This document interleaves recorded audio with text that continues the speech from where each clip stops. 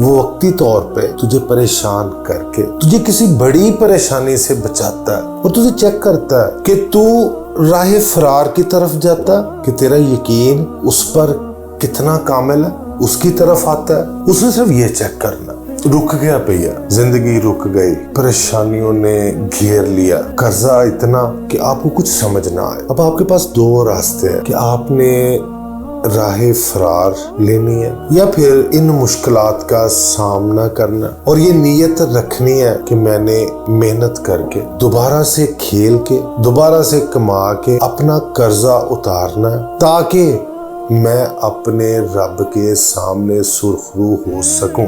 دیکھو بیٹے، جب آپ کو اللہ پاک نے دیا تھا تب بھی آپ وہی انسان تھے جو اب ہو۔ اگر تم وہی انسان ہو نا جس کے اوپر پہلے عطا تھی رب کی، تو کسی وجہ سے، تیری کسی غلطی کی وجہ سے وہ عطا رکی ہے، لیکن اس کی رحمتیں نہیں رکی، اس کی رحمتیں تیرے ساتھ ہیں، اس کا فضل تیرے ساتھ ہے۔ وہ وقتی طور پہ تجھے پریشان کر کے تجھے کسی بڑی پریشانی سے بچاتا ہے اور تجھے چیک کرتا ہے کہ تو راہ فرار کی طرف جاتا ہے، کہ تیرا یقین اس پر کتنا کامل ہے، اس کی طرف آتا ہے۔ اس نے صرف یہ چیک کرنا۔ تو جب اس طرح کا ٹائم آ جائے نا کہ لوگ آپ کے گریبان پکڑ رہے ہوں، لوگ آپ کے گھروں تک پہنچ رہے ہوں کہ ہم نے پیسہ لینا ہے اس بندے سے، کوئی بھی بندہ ہے، کوئی فرم چلا رہا تھا، کوئی ادارہ چلا رہا تھا، اس کے امپلائیز جو ہیں وہ کہتے ہیں ہماری تنخواہیں لے کے بھاگ گیا، وہ ہمیں 2-4 ماہ کی تنخواہیں نہیں دی۔ آپ بہت گندے ہو گئے مارکیٹ میں، لیکن وہ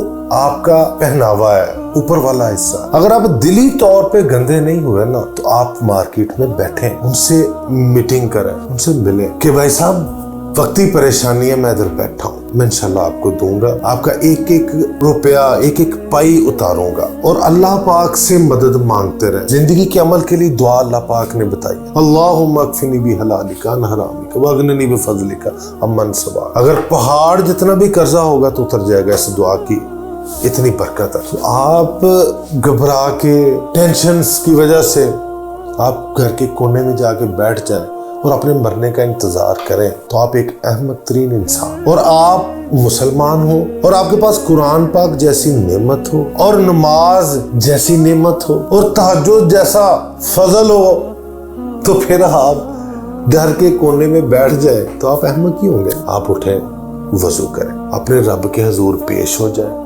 اس سے مانگیں، گڑ گڑائیں، روئیں اور تہجد کو اپنا ہتھیار بنائیں، تو وہ آپ کو مشکلات کے راستوں سے گزارے گا، ہاتھ پکڑ کر گزار دے گا اگر تو عاجزی سے اس کے سامنے پیش ہو گیا۔ اور قرضہ بھی اترے گا اور تیری عزت بھی بحال ہوگی اگر تیری نیت خالص ہوئی، تو نے دانستہ کسی کے ساتھ زیادتی نہ کی ہو۔